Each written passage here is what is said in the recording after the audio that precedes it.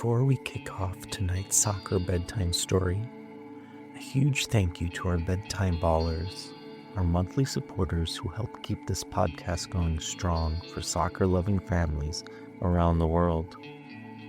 If you love what we do and want to help us tell more stories, consider joining the team by becoming a bedtime baller at soccerbedtimestories.com or in the link in the show notes.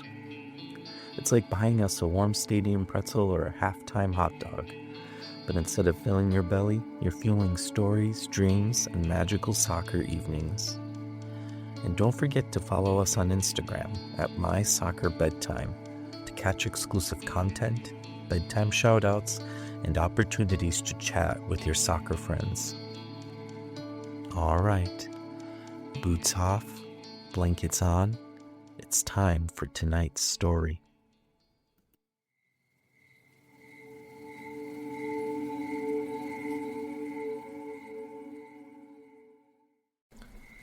Hello, soccer friend. Snuggle in close and let the day drift away. Let your shoulders get heavy.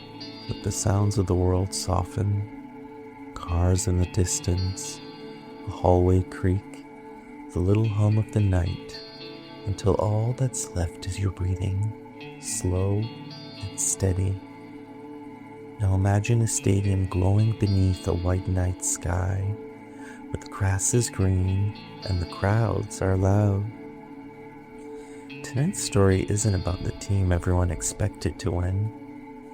Tonight's story is about the team that walked into the loudest stadium on earth and refused to be swallowed by the noise.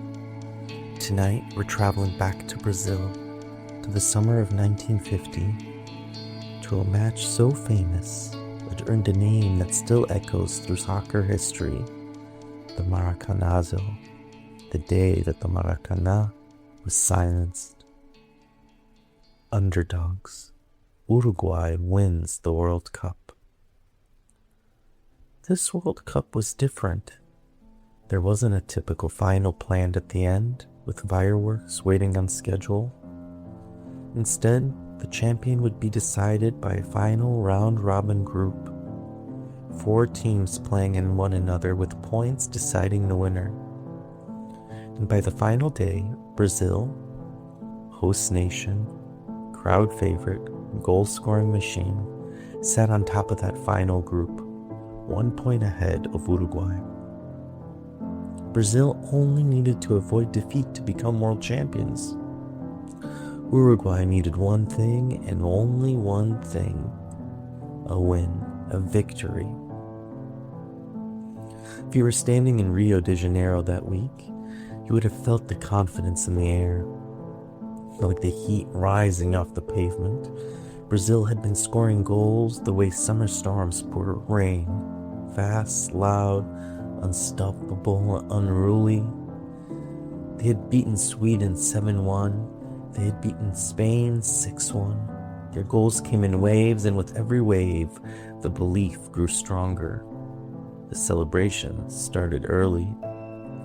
Newspapers wrote like the trophy had already been lifted. Politicians spoke as if the match was a formality. A victory song was practiced and ready. Even the gold medals were being molded as if the ending was already printed, and all that remained was the referee's final whistle. And then came match day.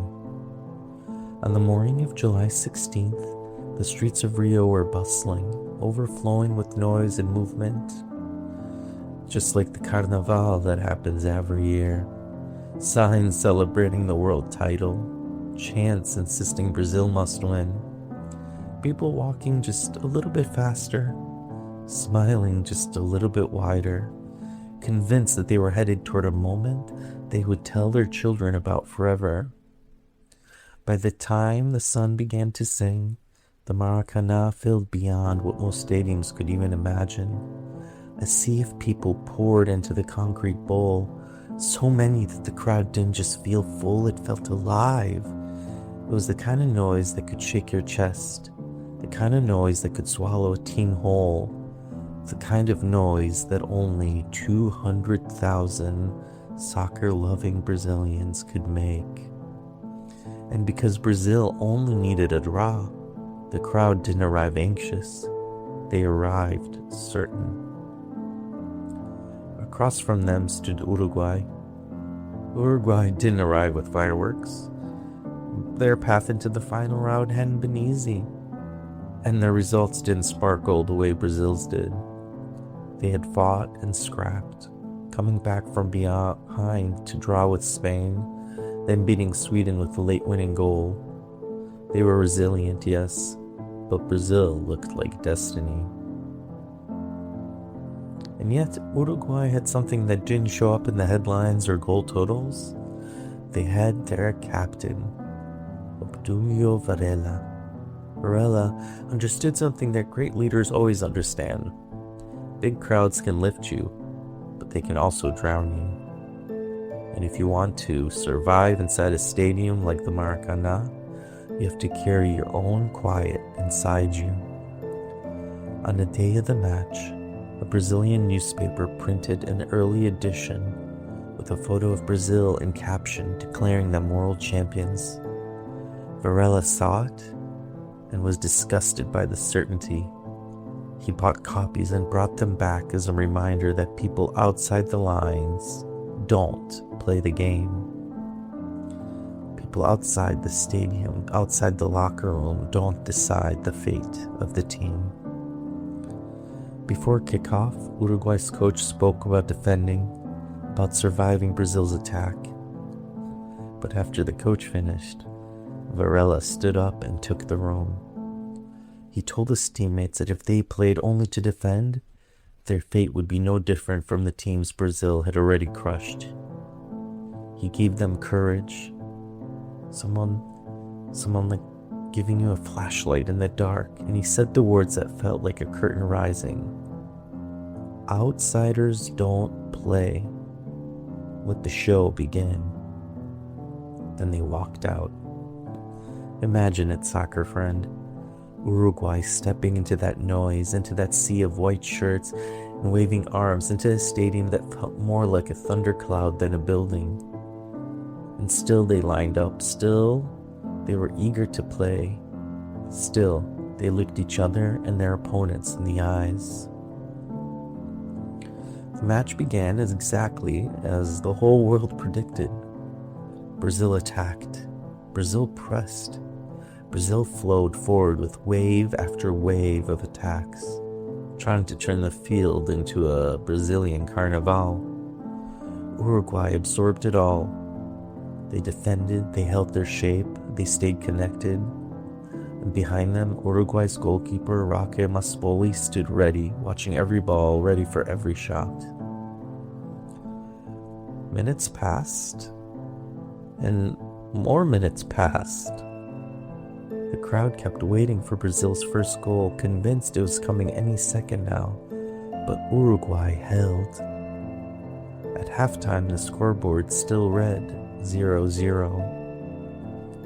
In a stadium that had arrived expecting fireworks, 0-0 felt like a strange pause, a question mark hanging in the air. No panic, at least not yet, but a subtle shift, a sense that a party might be delayed. Then the second half began, and Brazil scored. Just 2 minutes after the interval, Brazil's forward, Friacha, hit a low shot past Maspoli. The ball found the net, and the Maracanã exploded into pure joy. Relief poured into celebration. Celebration poured into a thunderous sound. And the thunderous sound poured into certainty again. Brazil were ahead, and with the lead, they were champions as far as the crowd was concerned. And right then, right at that moment, Brazil wanted the match to rush forward on a wave of emotion. Varela slowed the world down. He took the ball and argued with the referee, disputing the goal, insisting there had been an offsides. He dragged the conversation about so long that the noise lowered just a little.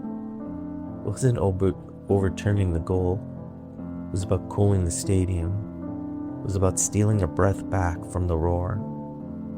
When the argument ended, the fire wasn't burning quite so bright.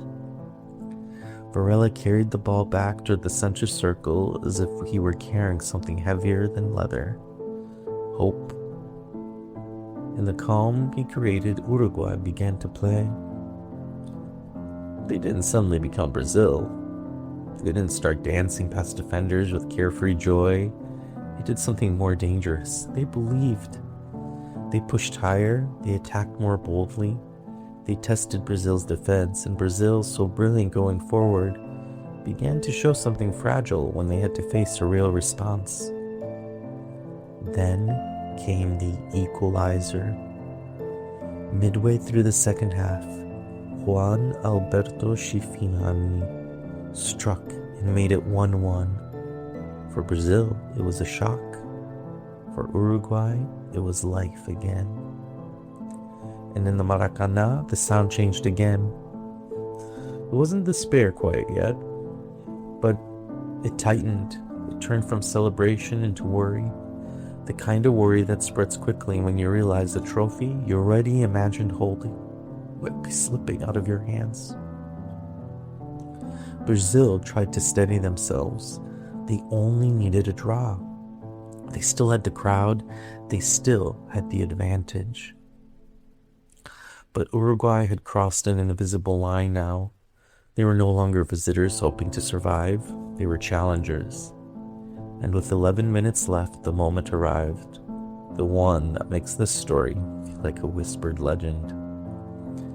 Uruguay's winger, Alcides Ghiggia, ran down the right side of the field.